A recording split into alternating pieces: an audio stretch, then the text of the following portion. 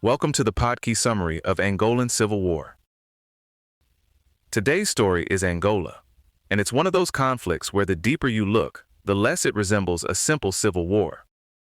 This was a Cold War battlefield, a regional war, a fight shaped by colonial divisions, and eventually a conflict financed by oil and diamonds.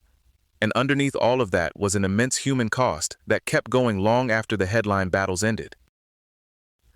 At the broadest level, Angola's war was a struggle between the MPLA on one side and UNITA on the other, with the FNLA playing a major role early on. But almost immediately, outside powers piled in. The MPLA was backed by the Soviet Union and Cuba, while UNITA was backed by the United States and South Africa. That made Angola one of the most consequential Cold War proxy wars in Africa, and not in some abstract diplomatic sense. Real armies, real weapons, and a lot of foreign money were on the ground. By 1988, Cuba had deployed up to about 60,000 troops. The Soviet Union supplied more than $2 billion in aid in 1984 alone. East Germany, North Korea, Romania, South Africa, Zaire, Israel, and even private military companies all played roles at different points. So if you try to picture this as a contained domestic conflict, it just doesn't hold.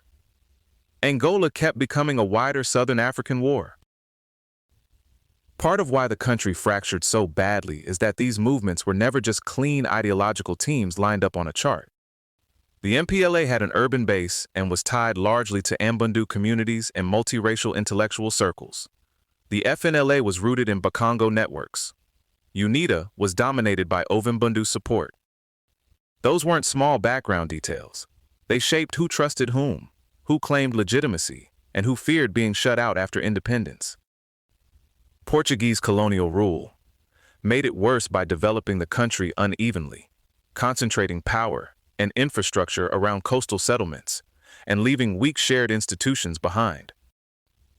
Then around independence, roughly 500,000 Portuguese residents fled. So Angola wasn't just inheriting freedom. It was inheriting a state with huge gaps in administration, capacity, and cohesion. All three movements had fought Portuguese rule, but their leaderships and constituencies were deeply incompatible. Building one post-colonial government out of that was always going to be a brutal test. One of the clearest turning points came right at the start with Cuba's military intervention. Operation Carlota helped repel the South African and UNITA advance, helped defeat the FNLA at Quifangondo, and allowed the MPLA to hold Luanda and emerge as Angola's de facto government in 1975 and 1976. That early phase makes the point very plainly. This was not just an internal rebellion with some outside cheering sections. Cuban troops provided mass infantry power. Soviet equipment supplied tanks and rockets, and East German personnel operated helicopters and supported MPLA campaigns. Later, the fighting around Quito Cuanavale in 1987 and 1988 became the symbolic high point of all that foreign intervention. Roughly 6,000 South African troops besieged the position, and about 12,000 Cuban troops helped break the blockade. That battle still carries a lot of symbolic weight, but just as important, it helped push the diplomacy that ended direct foreign military involvement and moved Namibia closer to independence. The American role mattered a lot here, because U.S. policy repeatedly took an already hard conflict and made it bigger. In 1975, President Ford approved covert aid to the FNLA and UNITA, even though officials warned it would be difficult to hide and could provoke a larger Soviet response. Then the Clark Amendment cut off official U.S. support in 1976, but that pause didn't last. Congress repealed it in 1985. Under Reagan, UNITA received Stinger missiles and an estimated $60 million a year from 1985 to 1992. And Savimbi wasn't just fighting in Angola. He was also fighting very effectively in Washington, where image could be almost as valuable as ammunition. His lobbying firm, Black, Manafort, Stone, and Kelly, received $5 million and helped present UNITA as a freedom movement to conservative supporters in the U.S., even as UNITA continued attacks and committed serious abuses. That split between the branding and the reality is a familiar story in foreign policy. Unfortunately, it tends to age badly. The tragedy is that Angola did have several chances to stop the war, but the settlements kept trying to freeze a balance of power without fixing the distrust underneath it. The 1991 Bosesi Accords called for demobilization and elections, but government forces complied more fully than UNITA. That left the MPLA with a military advantage before the political side had really settled. Then came the 1992 election. Dos Santos fell short of an outright majority. Savimbi rejected the result as fraudulent, and the war reignited. That collapse was especially grim because it included the Halloween massacre, when thousands of UNITA and FNLA supporters were reportedly killed.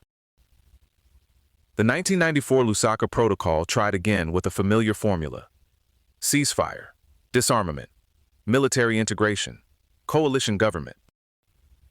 But weak implementation, continued arms flows, and inadequate international enforcement meant the same basic problems were still sitting there, waiting to explode again. By the 1990s, the war was also being sustained in a very practical way by natural resources. UNITA used diamond sales to fund its insurgency, and despite sanctions, international companies and intermediaries helped move those diamonds and secure weapons. The United Nations estimated that UNITA earned at least $3.72 billion from the diamond trade between 1992 and 1998. That's not side money. That's war-fueling money. Oil shaped another front entirely. Cabinda became strategically vital, and separatist factions kept fighting for independence there, including kidnappings of oil and timber workers for ransom, while the government resisted negotiations over the territory. And then there's the privatized side of all this, which feels very 1990s in the darkest possible way. Executive Outcomes, a private military company, was hired to train and support government forces and helped reverse UNITA's battlefield gains. One defense expert called it the best $50 to $60 million Angola had spent, which is a pretty stark line when you think about what kind of service was being purchased. However you map the alliances and battlefield turns, the central fact is the scale of human loss. Estimates run from roughly 500,000 to 800,000 deaths, with more than 4 million people displaced. Infrastructure was destroyed. Public administration was devastated. The economy was battered. Religious institutions were damaged. Whole communities were uprooted for years. The war also left long social wounds.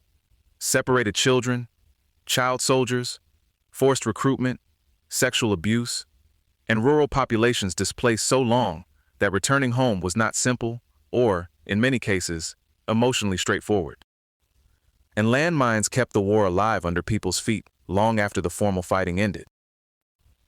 Militants reportedly laid about 15 million mines, and as recently as April 2025, roughly 975 minefields still needed clearance, with an estimated $240 million required to remove them.